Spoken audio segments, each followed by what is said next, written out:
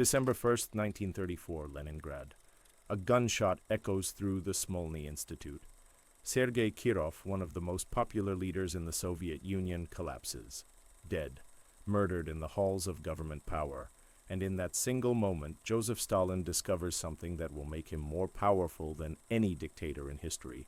Not a weapon of hope, like Hitler used, not a weapon of inspiration or belonging, but something far more effective, far more total, far more terrifying.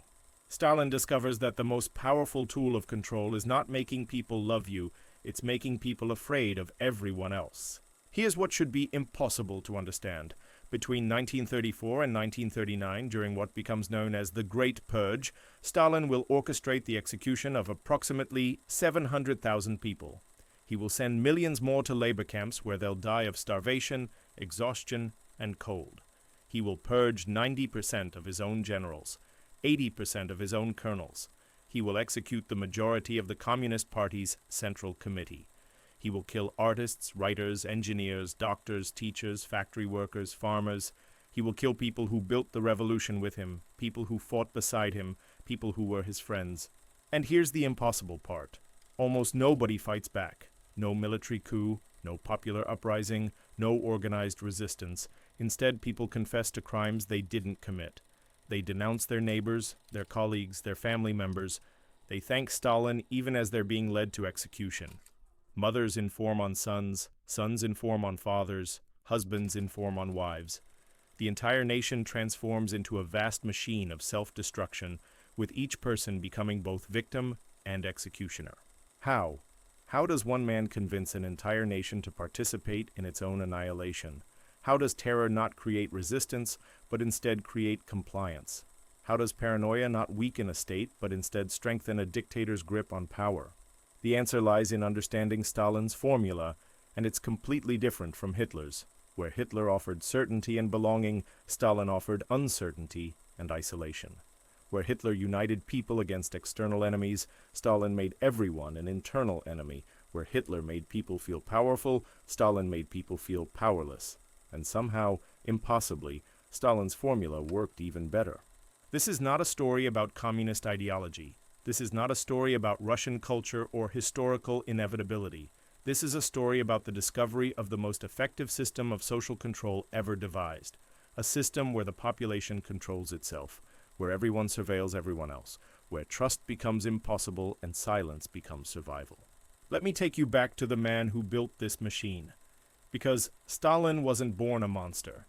He was made into one through a very specific series of experiences that taught him a very specific lesson about power. And that lesson would kill tens of millions. Joseph Stalin, born Iosif Djugashvili in 1878 in Georgia, grows up in poverty and violence. His father is a drunk who beats him. His mother is intensely religious, wants him to become a priest. He's a small man, barely 5'5", with a face scarred by smallpox, a left arm partially crippled from a childhood accident. He's an outsider in every way. Not Russian, but Georgian. Not from the elite, but from the gutter. Not educated in the formal sense, but sharp, cunning, and absolutely ruthless. He joins the Bolshevik revolutionary movement not out of ideological purity, but because it offers what he craves, power, a way to rise despite every disadvantage, and he learns early that in revolutionary politics, survival requires a very specific skill, the ability to appear loyal while eliminating rivals, the ability to smile while plotting murder, the ability to make others fear you without them ever being certain that you're the source of their fear. Stalin watches Lenin, the great revolutionary leader, and learns what not to do. Lenin is brilliant, charismatic, beloved, but Lenin makes a fatal mistake. He trusts people. He believes in collective leadership. He thinks the party can function as a democracy of revolutionaries. And when Lenin dies in 1924, Stalin watches as the leadership fractures into factions, each believing they can control the others through persuasion and political maneuvering. Stalin knows better. Stalin understands something darker. Trust is weakness. Loyalty is temporary. The only reliable form of control is fear. But not just fear of you, that's too simple, too direct. Direct fear creates martyrs, creates unified resistance, creates a clear enemy that people can rally against. No, what Stalin discovers is far more sophisticated. The key is to create fear of uncertainty itself, fear of everyone, fear of the unknown. Fear that makes people so paranoid, so isolated, so desperate to prove their loyalty, that they willingly destroy anyone around them to save themselves. Fear that makes people informants. Fear that makes resistance impossible because you can't organize resistance when you can't trust anyone, when the person you're talking to might be the person who denounces you tomorrow. This is what Stalin is building, piece by piece, through the 1920s. While Lenin's other heirs, Trotsky, Bukharin, Zinoviev, they're giving speeches and writing theoretical papers and arguing about ideology, Stalin is doing something much simpler and much more effective. He's placing his people in every administrative position in the Soviet bureaucracy. The boring jobs, the unglamorous jobs, the secretaries and the accountants, and the regional party officials, and the police commanders. The people who control information, who control access, who control the machinery of the state. By the time the other leaders realize what's happening, it's too late.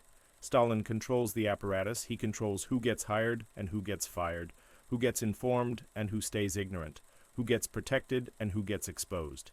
He doesn't need to win arguments, he just needs to control the system, and by 1929 he has. Trotsky is exiled, the other old Bolsheviks are marginalized. Stalin is the undisputed leader of the Soviet Union, and now he begins to implement his vision. Not gradually, not carefully, but with a brutality that shocks even hardened revolutionaries. Collectivization, the forced consolidation of millions of individual farms into collective state farms. It's sold as economic modernization, as socialist progress, but it's really about control. Control of food, control of the peasantry, control of life itself. Between 1930 and 1933, Stalin's collectivization policies will kill somewhere between 6 and 10 million people, most of them in Ukraine, in what becomes known as the Holodomor, the death by starvation. An intentional famine created by confiscating grain, blocking food aid, and letting millions die. But here's what's crucial to understand. Stalin isn't just killing people. He's training the population in a new psychology. He's teaching them that resistance is futile, that individual will means nothing, that survival requires absolute submission. He's breaking the spirit of the nation so thoroughly that when the real terror begins, people will already be conditioned to comply. And then comes December 1st, 1934. Kirov is murdered, and Stalin sees his opportunity, because here's the thing about the Kirov assassination. Stalin almost certainly ordered it himself. Kirov was popular, charismatic, a potential rival. His death was convenient for Stalin in every way, but publicly, Stalin doesn't take credit. Instead, he does something brilliant. He declares that Kirov's murder proves there are traitors everywhere. Enemies of the people hiding in the party, in the government, in the military, in society itself. Conspiracies within conspiracies. Threats that only constant vigilance can uncover. And he announces that the only way to protect the revolution, the only way to protect the people, is through a campaign of total exposure. Everyone must be investigated, everyone must prove their loyalty, everyone must denounce anyone suspicious, and if you don't denounce them, that makes you suspicious too. This is the moment the formula activates. This is when Stalin transforms an entire nation into a machine of terror that operates itself, that requires almost no effort from Stalin himself, because the population is now terrorizing itself. And over the next 5 years, that machine will consume millions of lives, will turn one of the most powerful nations on earth into a paranoid nightmare where everyone is both hunter and prey, where the only safety is in attacking others before they attack you, where children inform on parents and friends betray friends, and the only certain thing is that trust is death. This is Stalin's formula, and it's about to reveal just how far human beings can be pushed into betraying everything they claim to believe in, everything they claim to love, when fear becomes absolute and isolation becomes total. Let me explain exactly how Stalin's system worked, because this isn't random violence, this isn't chaos, this is one of the most carefully engineered systems of social control ever created, and understanding its mechanics is crucial because variations of this system are still being used today. The formula has 3 core components, each designed to exploit a specific vulnerability in human psychology and social organization. And when these three components work together, they create something genuinely terrifying. A population that polices itself, that destroys itself, that makes resistance not just dangerous, but psychologically impossible. Component 1. Randomized terror. Here's what most people misunderstand about Stalin's purges. They weren't targeted. That was the point. Hitler's terror was targeted. Jews, Roma, political opponents, specific groups you could identify. If you weren't in those groups, you could feel relatively safe. That's actually a weakness in a terror system because it allows the majority to remain stable, to maintain trust with each other, to potentially organize. Stalin's terror was different. Stalin's terror was random, or at least it appeared random, which is the same thing psychologically. Yes, certain groups were more vulnerable. Former oppositionists, intellectuals, ethnic minorities, anyone with foreign connections. But the genius of Stalin's system was that nobody was truly safe. High-ranking party officials were arrested. Loyal communists who'd been in the party since 1917 were arrested. People who'd never expressed a single critical thought were arrested. Factory workers who'd exceeded their quotas were arrested. Teachers, doctors, engineers, peasants, anyone, at any time, for any reason or no reason at all. Why is this so effective? Because random punishment is psychologically more paralyzing than targeted punishment. If punishment is targeted, you can try to avoid the behaviors that trigger it. You can stay out of the targeted group. You can calculate risk. But if punishment is random, there's no safety in conformity. There's no behavior that guarantees survival. All you can do is hope you're not next. And that hope makes you desperate to prove loyalty in any way possible, to demonstrate that you're more useful alive than dead, to show that you're willing to do anything to survive. This is why people confessed to crimes they didn't commit. This is why they implicated others. This is why they praised Stalin even as they were being tortured. Because in a system of random terror, the only possible strategy is to show that you're a willing participant in the system, that you're more valuable as an enforcer than as a victim. Component 2, forced complicity. But random terror alone isn't enough, because random terror, if it's purely top-down, creates a clear separation between the oppressors and the oppressed. The NKVD, Stalin's secret police, versus the people. That dynamic can eventually create solidarity among the oppressed, can create an us versus them mentality that might lead to resistance. Stalin's genius was eliminating that separation. He didn't just have the NKVD arrest people, he made everyone an informant. He made everyone complicit. Here's how it worked. In every workplace, every apartment building, every school, every organization, there were regular meetings where everyone was required to engage in criticism and self-criticism. You had to confess your own ideological errors, your own doubts, your own failings, but more importantly, you had to identify these failings in others. You had to denounce your colleagues, you had to question their loyalty, you had to prove your own loyalty by exposing theirs. And if you didn't, if you stayed silent, that silence was itself evidence of disloyalty. That silence marked you as a co-conspirator. That silence meant you were next. Do you see the psychological trap? You can't remain innocent by doing nothing. Inaction is guilt. The only way to demonstrate innocence is through action, through denunciation, through betrayal, through participation in the terror. And the moment you participate, you're no longer an innocent victim. You're a perpetrator. You're complicit. You have blood on your hands. And that complicity binds you to the system, because admitting the system is wrong means admitting you're guilty too. This is why resistance became psychologically impossible, because there was no us versus them, there was only us versus us. Everyone was both victim and victimizer. Everyone had betrayed someone. Everyone was guilty. And that universal guilt made collective action impossible, because any group that tried to organize against Stalin was a group of people who'd all betrayed others, who all had reasons to suspect each other, who couldn't trust anyone. Stalin transformed an entire society into a prisoner's dilemma scenario, playing out millions of times simultaneously. In a prisoner's dilemma, two prisoners are separated and told that if they both stay silent, they'll get light sentences. But if one betrays the other, the betrayer goes free and the betrayed gets a harsh sentence. The rational strategy, if you can't trust the other person, is to betray first. And that's exactly the psychology Stalin created on a national scale. Everyone suspected everyone. Everyone knew that the rational strategy was to denounce others before being denounced, and so everyone did. Component 3. The illusion of reason.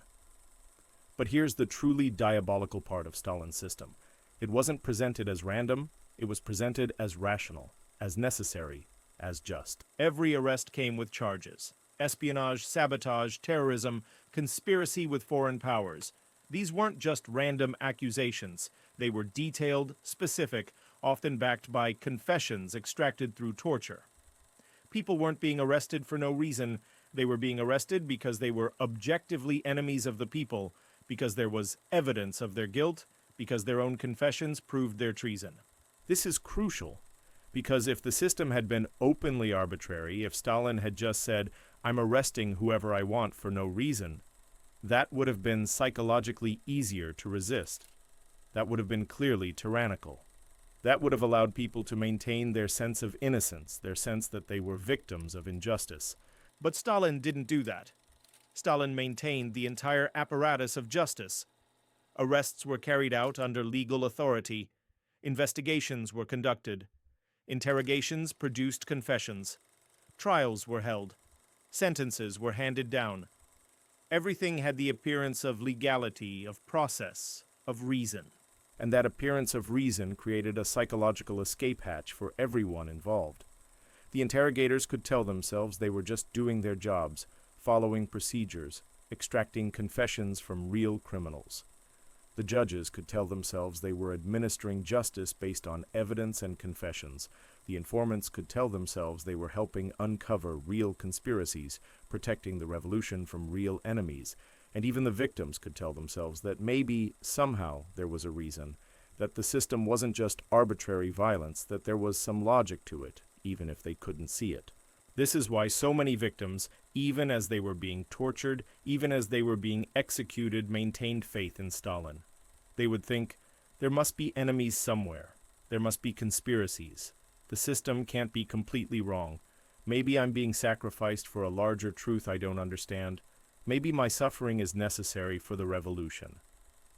The illusion of reason made the unreasonable bearable, made the participation in mass murder psychologically tolerable, made people accomplices to their own destruction.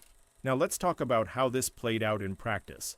Let's talk about the show trials.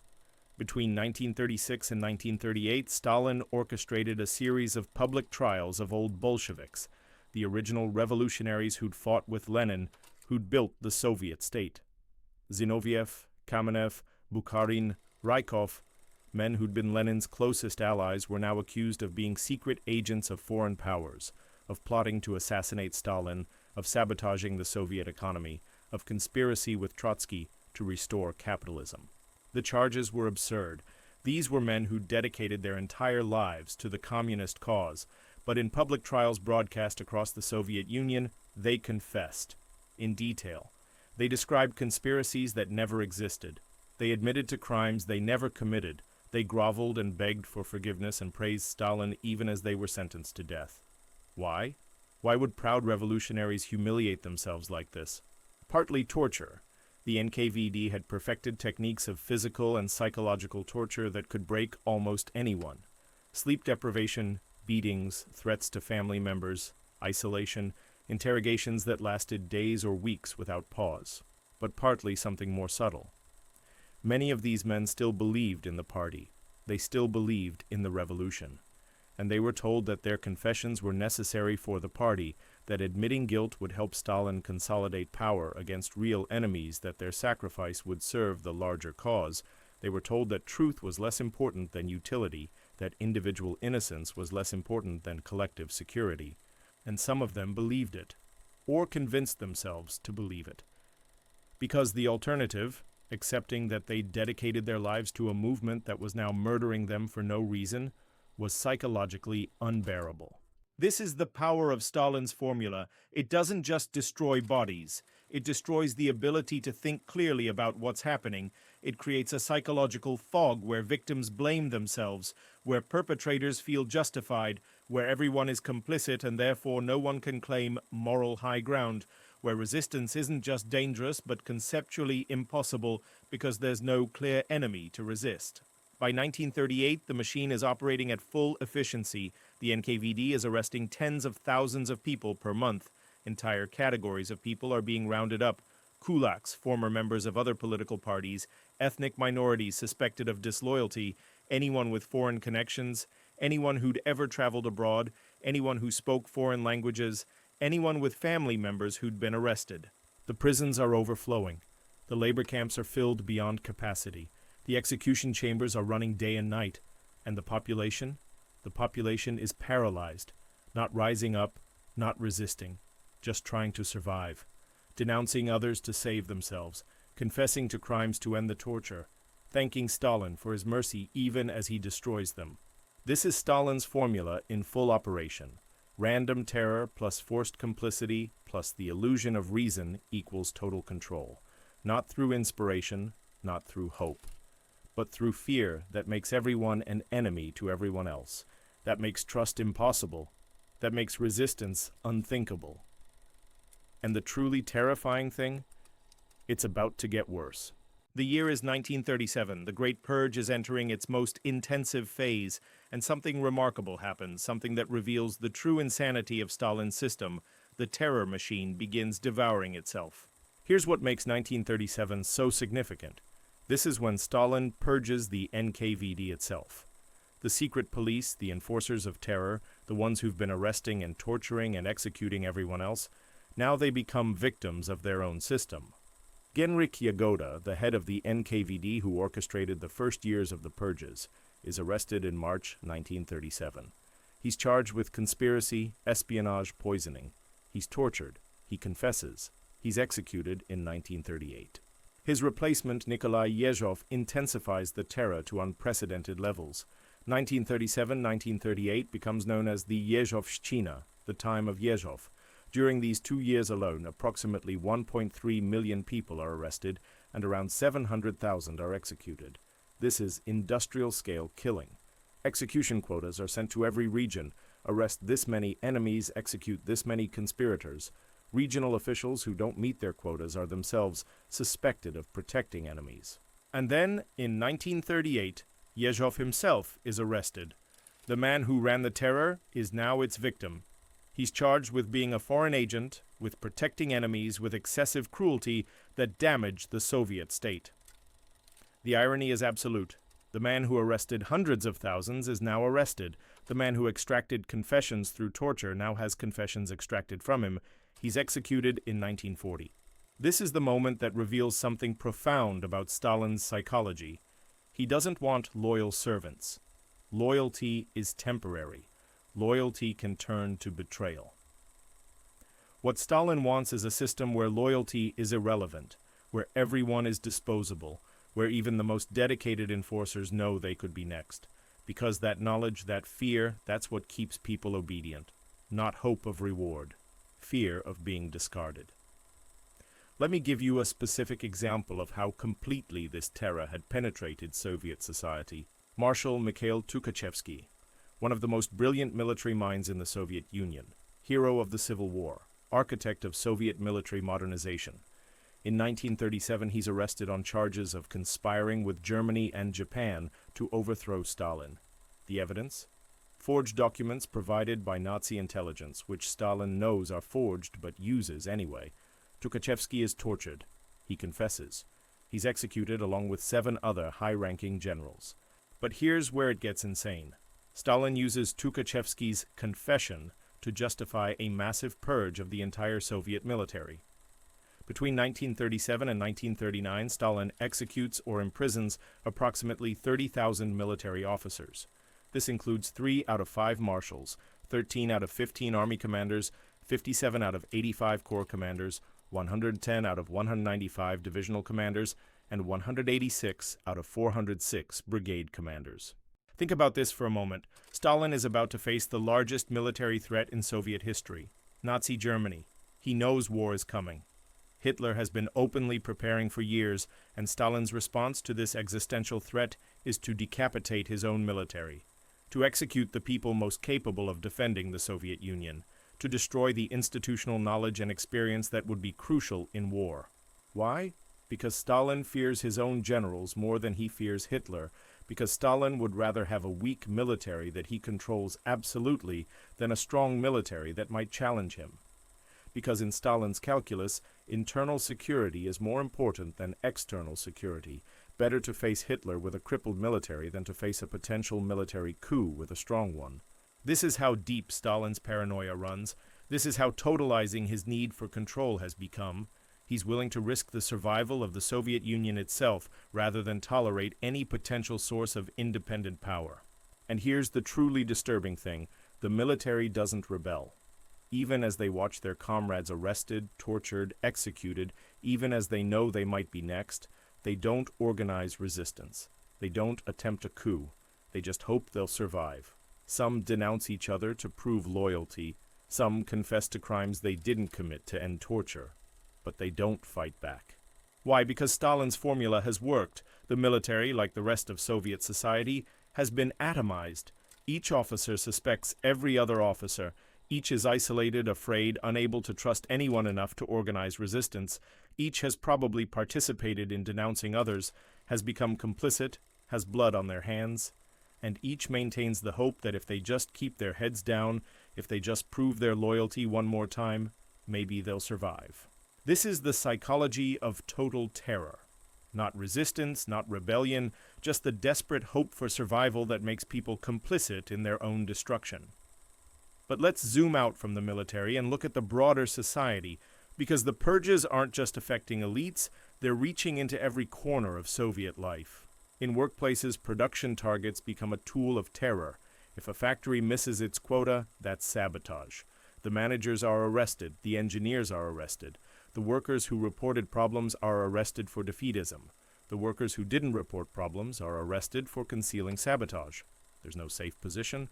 Success proves you're valuable. Failure proves you're an enemy. And extreme success proves you're suspiciously capable, possibly hiding something. In universities, academic positions become death sentences. Professors are arrested for teaching bourgeois theories. Students are arrested for asking skeptical questions. But being silent is also dangerous. That suggests you're hiding dissent. Reading foreign books is suspicious. Not reading foreign books means you're intellectually stagnant. Every position is dangerous. In everyday life, even private conversations become hazardous. A joke about Stalin, even in private, if anyone reports it, you're arrested for anti-Soviet agitation. Criticizing shortages, economic sabotage, expressing doubt about a show trial, sympathy with enemies of the people. Even facial expressions become policed, not applauding enthusiastically enough at a speech, not displaying enough joy at Soviet achievements. These become evidence of disloyalty. Children are taught to report on their parents. The most famous case is Pavlik Morozov, a 13-year-old who allegedly informed on his father for hoarding grain. The father was executed. Pavlik was murdered, probably by relatives, and then turned into a Soviet martyr, a model of loyalty to the state over family.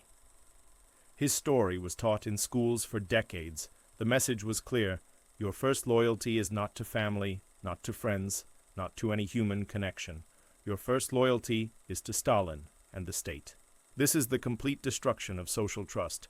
Stalin has achieved something historically unprecedented: the total atomization of society. Every human connection becomes a potential threat. Family members can't trust each other. Friends can't trust each other. Colleagues can't trust each other. There is no solidarity. There is no us.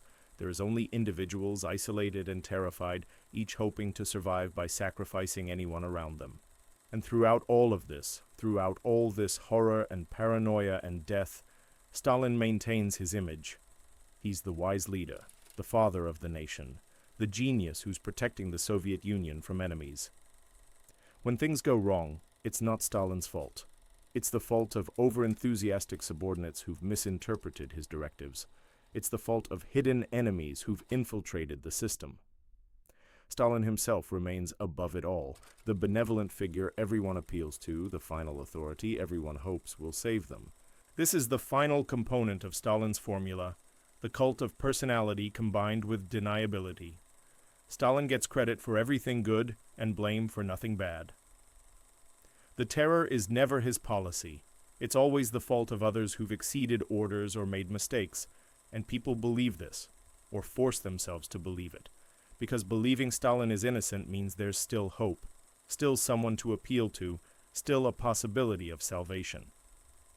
While accepting that Stalin is the source of terror means accepting there's no hope at all. By late 1938, even Stalin recognizes the terror has gone too far. The economy is suffering, the military is crippled, the purges have created such chaos that the system is becoming dysfunctional, so Stalin does something characteristic. He declares the purges were excessive, blames Yezhov for going too far, arrests Yezhov, and presents himself as ending the terror he himself created. The great purges officially end, but the system remains, the fear remains, the atomization remains, the knowledge that at any moment, for any reason, the terror could start again, and that knowledge, that constant possibility of terror, maintains control just as effectively as the terror itself, maybe more effectively. Because people aren't numb from constant violence, they're vigilant, obedient, desperate to avoid triggering a return of the nightmare. Stalin has achieved total control, not through hope, not through inspiration, not through making people love him, but through fear, through isolation, through making everyone complicit, through destroying trust so completely that resistance becomes psychologically impossible. The formula has worked, the machine has been built, and now, as war approaches, Stalin will discover whether a society built on terror can survive an external threat, or whether the paranoia he's created has fatally weakened the very state he sought to control absolutely. June 22, 1941, Nazi Germany invades the Soviet Union with 3 million troops in the largest military operation in history, Operation Barbarossa, and immediately, catastrophically, Stalin's formula reveals its fatal flaw. The Soviet military, decapitated by purges, responds with stunning incompetence. Officers who survived the purges are terrified of making decisions without authorization, terrified of showing initiative that might be interpreted as disloyalty, terrified of reporting bad news that might be seen as defeatism, terrified of retreating even when retreat is militarily necessary because Stalin has declared that retreat is treason. In the first 3 weeks of the war, the Soviet Union loses nearly 750,000 soldiers killed or captured. In the first 6 months, the losses exceed 3 million. Entire armies are encircled and destroyed because officers are afraid to order retreats without Stalin's permission, and Stalin refuses to believe his forces are losing. Cities fall. Territory is lost. The German army advances at a speed that shocks even Hitler. And Stalin? Stalin essentially has a breakdown. For nearly 2 weeks after the invasion, he retreats to his dacha, doesn't issue orders, doesn't communicate with military commanders, seems paralyzed by the reality that his paranoia has crippled the very state he sought to protect. But here's where something remarkable happens. The Soviet Union doesn't collapse. Despite the catastrophic losses, despite the military incompetence caused by the purges, despite Stalin's near paralysis, the Soviet state somehow holds together. And the reason why reveals something important about Stalin's formula, both its power and its ultimate limitation. The formula worked for control, it worked for preventing internal threats, it worked for maintaining Stalin's absolute power, but it almost destroyed the Soviet Union's ability to resist external threats. Almost. What saved the Soviet Union wasn't Stalin's system, it was the residual strength of Soviet society that existed despite that system. The industrial capacity that survived the purges, the population's genuine hatred of Nazi invasion, and ultimately, the massive material support from Britain and the United States. Stalin recognized this.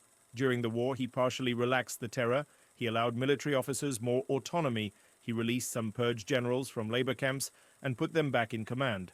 He even made peace with the Orthodox Church, cynically leveraging Russian nationalism and religion, which he'd previously tried to destroy, to motivate resistance against the Germans. The Soviet Union survived. At catastrophic cost, 27 million dead, more than any other nation in World War II, but it survived. And Stalin characteristically took credit for the victory while blaming others for the failures. The narrative became Stalin, the brilliant strategist who defeated Hitler. The purges, necessary to remove traitors who would have sabotaged the war effort. The early disasters, the fault of incompetent subordinates and German treachery. And here's the truly disturbing part. The terror resumed after the war. Soviet soldiers who'd been prisoners of war, arrested as potential traitors who'd been contaminated by exposure to the West, civilians who'd lived under German occupation, Suspect for collaboration. Entire ethnic groups deported en masse on suspicion of disloyalty. The victory over Nazi Germany didn't bring freedom or relaxation. It brought a new wave of paranoia and repression. Stalin died in March 1953, and his death reveals something profound about how completely he'd centralized power. He had a stroke. His guards, terrified of entering his room without permission, left him lying there for hours. When they finally found him, he was partially paralyzed, unable to speak. And his closest associates, including Beria, who ran the security apparatus, spent crucial time not trying to save him, but positioning themselves for the power struggle they knew would follow his death. Stalin died alone, surrounded by people too afraid to help him, in a system so dysfunctional that even saving the dictator's life was complicated by the paranoia he'd created. After his death, the Soviet leadership, recognizing that Stalin's level of terror was unsustainable, began a process called de-Stalinization. Nikita Khrushchev, who became the new Soviet leader, gave a secret speech in 1956 denouncing Stalin's cult of personality and some of his crimes. Millions of prisoners were released from labor camps. The worst excesses of terror were ended. But the system Stalin built, that survived. The one-party state, the surveillance apparatus, the control of information, the intolerance of dissent, the fear of speaking freely. These things continued in modified form for another 35 years until the Soviet Union finally collapsed in 1991. So what's the final accounting? What did Stalin's formula achieve? In terms of control, it was absolutely effective. Stalin maintained power until his natural death. No successful rebellion, no coup, no organized resistance. He died the absolute ruler of the Soviet Union, having transformed it from a revolutionary state into a totalitarian empire. In terms of human cost, somewhere between 20 and 30 million people died as a direct result of Stalin's policies. Executed, starved, worked to death in labor camps, killed through deportations and ethnic cleansing. This doesn't include the 27 million who died in World War II, though Stalin's purges of the military certainly increased those casualties. In terms of social destruction, Stalin accomplished what Hitler attempted but failed to achieve: the complete atomization of society, the destruction of social trust, the transformation of every citizen into a potential informant and potential victim simultaneously. This social damage persisted long after Stalin's death, continued to affect Soviet and post-Soviet society, created patterns of behavior and thought that are still visible today in former Soviet states. In terms of legacy, Stalin's formula has been copied by every major totalitarian regime since. North Korea is essentially a Stalinist state preserved in amber. China under Mao adopted and adapted Stalin's methods. The Khmer Rouge in Cambodia used Stalin's playbook. Every modern authoritarian state that seeks total control studies Stalin's techniques. Because here's the uncomfortable truth: Stalin's formula worked, not in building a just society, not in creating human flourishing, not in achieving the ideological goals communism claimed to pursue, but in achieving the goal Stalin actually cared about: absolute, unchallenged, total power maintained until natural death. This is what makes Stalin so important to understand. Hitler's formula, as we saw in the previous video, was powerful but unstable. It required constant escalation, constant external enemies, constant expansion, until it consumed itself in war. Hitler's reign lasted 12 years and ended in suicide in a bunker. Stalin's formula was sustainable. It could maintain control indefinitely without external expansion, without constant escalation, through a system that operated itself once established. Stalin ruled for